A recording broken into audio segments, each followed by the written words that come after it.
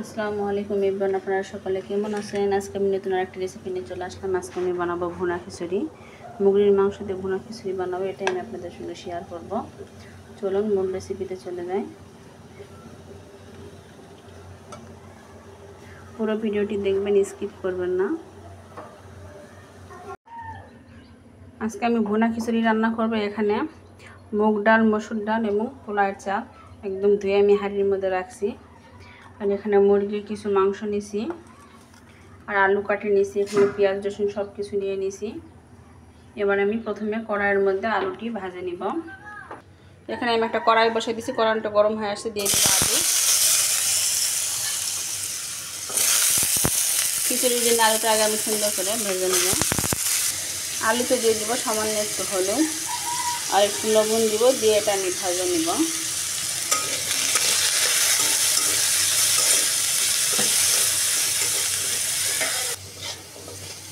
এই যে দেখুন আলুগুলো আমার সুন্দর করে ভাজা হয়ে গেছে। এখন আমি আলু উঠায় নিব।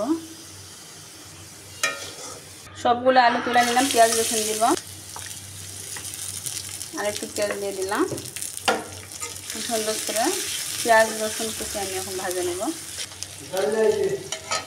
দিয়ে দেবো তেজপাতা ও কাঁচামরিচ। কাঁচামরিচটা ফ্রিজে ছিল, শুকাই গেছে। দিয়ে দেবো সাদা এলাচ, কালো এলাচ ও দারচিনি। সব কিছু মশলা সুন্দর করে ভাজা হয়ে গেছে। এখন আমি দিয়ে দিব সামান্য একটু পানি, দিয়ে মশলাগুলো কষাই নেব। দিয়ে দিলাম লবণ, ধনিয়া গুঁড়া, সামান্য একটু হলুদ, কারণ খিচুড়ি করবো, খিচুড়ি সামান্য একটু হলুদ দিলাম, সুন্দর একটা কালার দিব। বেশি হলুদও দিব না।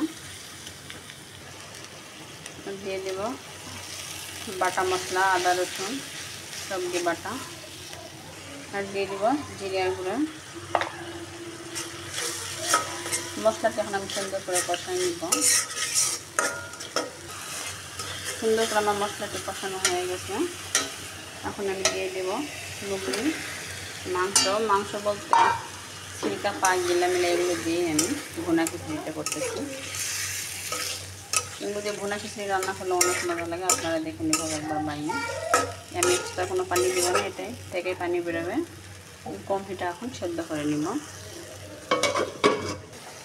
এই যে দেখুন মাংস থেকে পানি বেরোচ্ছে, বেরোয় সুন্দর করে মাংসটা সেদ্ধ হয়ে যাইতেছে, কষানো হইতেছে। এটা ব্রয়লার মুরগির মাংস, বেশি পানি লাগে না।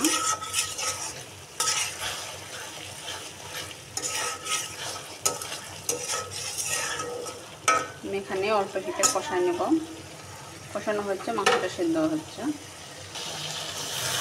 দেখুন প্রায় 10-15 মিনিট আমি এটা কষাই নিচ্ছি। এখন সুন্দর করে এটা কষানো হয়ে গেছে, ভিতর থেকে তেল উঠে আসছে।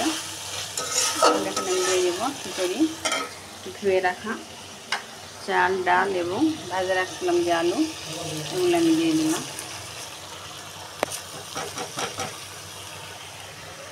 এগুলো এই মাংসগুলো আরেকটু ভাজে নিব। এভাবে আপনারা খিচুড়ি রান্না করে দেখুন, অনেক মজা লাগবে।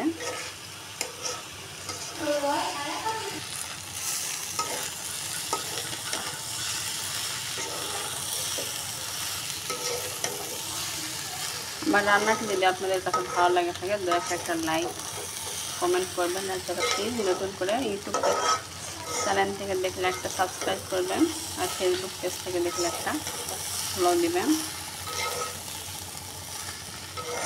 এভাবে আমি সুন্দর করে ভেজে নিব। খিচুড়ির চাল ডালগুলো আমার সুন্দর করে ভাজা হয়ে গেছে। এখন আমি এখানে পানি দিয়ে দিব।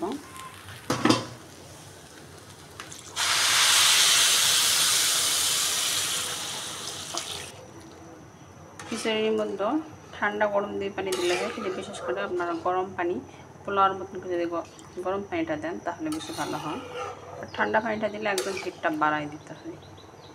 এই যে আমি এখন আজকে ঠান্ডা পানি দিলাম, হিটটা একদম ফুল স্পিডে দিব, দিয়ে খিচুড়িটার পাক উঠাই নেব। এই যে দেখুন খিচুড়ি প্রায় পানিটা শুকায় আসছে। এখন আমি দিয়ে দিলাম বিরিয়ানির মশলা। খিচুড়ির মধ্যে বিরিয়ানির মশলাটা দিলে অনেক সুন্দর হয়। আর দিয়ে দেব টমেটো। ফ্রিজে ছিল টমেটো, ফ্রিজিং টমেটোটা আমি দিয়ে দিলাম। এখন আমি হিট কমায় এটা চাপা দিয়ে ঢেকে রাখবো। এই যে দেখুন আরও 10 মিনিট পর ফিরে আসলাম, মানে 80% ফুটে গেছে, আর 20% আমাকে ফুটবে। এখানে যা পানি আছে এই পানির মধ্যে বাকিটা ফুটে যাবে।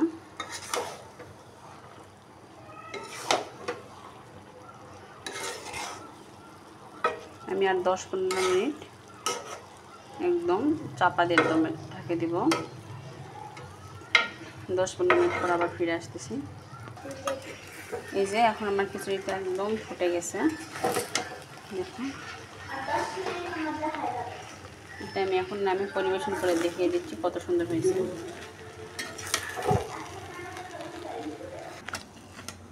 এই যে দেখুন আমি খিচুড়িটা সার্ভ করে দেখিয়ে দিচ্ছি, আসলে অনেক সুন্দর হয়েছে। এটা খেতেও যেমন মজা, দেখতেও ঠিক তেমন সুন্দর। এইভাবে আপনারা খিচুড়ি রান্না করে দেখুন, অনেক মজা লাগবে। আমার ভিডিওটি যদি আপনাদের কাছে ভালো লাগে থাকে তাহলে একটা লাইক, কমেন্ট, আর একটা নতুন যারা তারা নিত্য নতুন ভিডিও পেতে একটা সাবস্ক্রাইব করুন। আল্লাহ হাফেজ।